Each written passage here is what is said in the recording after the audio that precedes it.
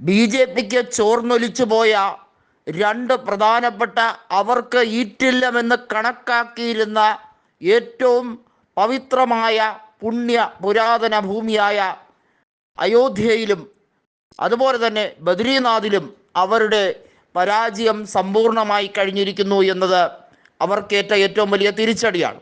അതെ, ഈ രണ്ട് സ്ഥലങ്ങളുടെയും പ്രാധാന്യം ഏറെ ചർച്ച ചെയ്യപ്പെടുകയാണ്.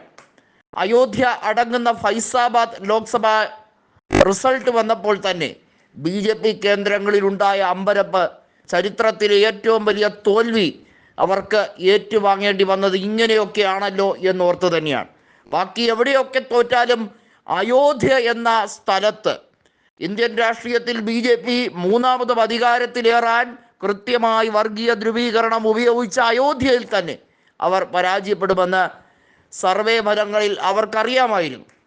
എന്നാൽ അത് മറ്റ് പ്രദേശങ്ങളിലെ പ്രവർത്തകരോട് പറയാതിരിക്കാനും അത് എങ്ങനെ വരുമെന്ന് അറിയാതെ വലിയ രീതിയിലുള്ള ഒരു ആകാംക്ഷയിൽ തന്നെയായിരുന്നു പ്രവർത്തകരും അതുപോലെ നേതാക്കന്മാരും. ഒടുവിൽ അത് സംഭവിച്ചു. ഇപ്പോഴിതാ അത് കഴിഞ്ഞ് ഒരു മാസം കഴിയുമ്പോൾ 13 നിയമസഭകളിലെ ഉപതെരഞ്ഞെടുപ്പ് നടക്കുകയാണ്. ആ ഉപതെരഞ്ഞെടുപ്പിൻ്റെ റിസൾട്ട് കൂടി വന്നു.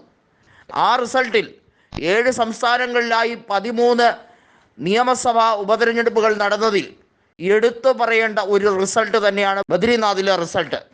ഉത്തരാഖണ്ഡിലെ ദേവസ്ഥാനം എന്ന് അവർ വിശേഷിപ്പിക്കുന്ന ഉത്തരാഖണ്ഡ് എന്ന സംസ്ഥാനത്ത് പുഷ്കർ സിംഗ് ധാമി വർഗീയ പ്രചരണവുമായി മുന്നോട്ട് പോകാൻ ആഗ്രഹിക്കുമ്പോൾ അദ്ദേഹത്തിന് കൊടുത്ത ഏറ്റവും വലിയ തിരിച്ചടിയാണ് അവിടുത്തെ 2 നിയമസഭകളിലെയും കനത്ത തോൽവി.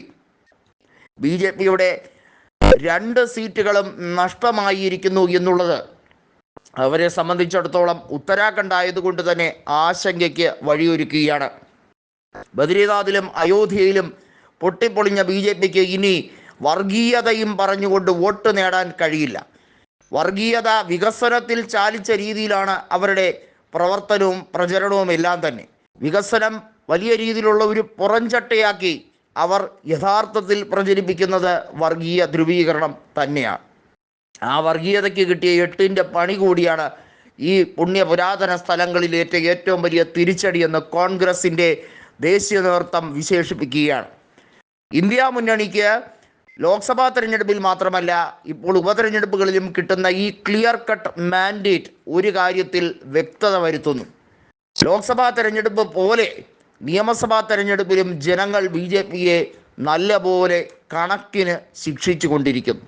ഇനിയുള്ള നിയമസഭാ തെരഞ്ഞെടുപ്പുകളിൽ പലയിടത്തും ബി ജെ പിയുടെ അക്കൗണ്ട് പൂട്ടപ്പെടും എന്ന ഒരു ചരിത്രപരമായ രീതിയിലേക്ക് കാര്യങ്ങൾ നീങ്ങിയാൽ രാജ്യസഭയിൽ ബി ജെ പിക്ക് നന്നേ സീറ്റ് കുറയും.